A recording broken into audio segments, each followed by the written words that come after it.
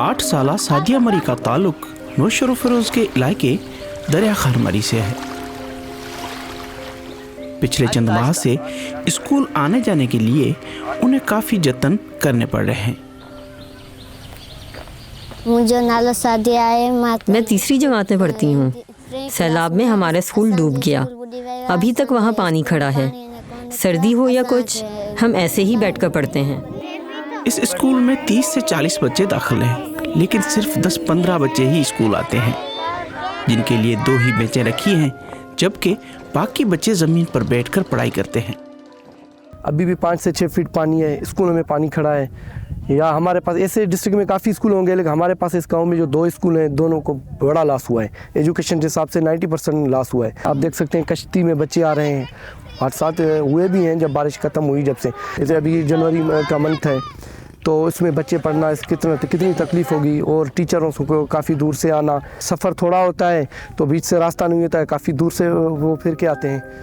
सिंध में सैलाब ने जहां फसलें और इंफ्रास्ट्रक्चर तबाह किया, वहां तालीम को भी बुरी तरह मुतासर किया है। स्कूल एक हमारे पास है, वो बंद है। कुछ बच्चे हमारे स्कूल में आते हैं, कुछ वालिदैन उसको नहीं छोड़ते पानी के खौफ से। गांव वालों के मुताबिक आमतौर पर यहाँ कोई खास पढ़ाई नहीं होती। सरकारी टीचर आते हैं तो बस 1-आधे घंटे के लिए। आज का दिन तुलबा के लिए कुछ गैर मामूली है, जो उनके उस्ताद बड़े जज्बे से उन्हें पढ़ा रहे हैं। स्कूल के टीचर और रायशियों ने बताया कि वो काम को कई बार लिख चुके हैं, लेकिन ना तो पानी निकाला जा रहा है, ना ही उन्हें टेंट मिल सका है। टेंट वगैरह हम 2-3 मरतबा गए, ऑफिशियली जो एप्लीकेशन देते हैं वो भी दी, लेकिन नज़रअंदाज हुए। एक टेंट तक प्रोवाइड नहीं किया हमें। आप देख सकते हैं बच्चे अभी भी आपके सामने जो पढ़ रहे हैं। टेंट के लिए हम गए, कश्तियों के लिए गए, लेकिन कुछ भी काम नहीं हुआ।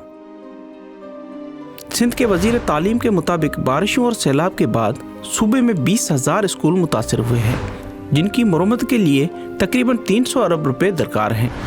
हुकूमत स्कूलों की मरम्मत के लिए फंड कब मुहैया करेगी, ये अभी वाज़ेह नहीं। तब तक सर्दी हो या गर्मी, सादिया समेत सिंध के लाखों बच्चों की तालीम पर सवालिया निशान है।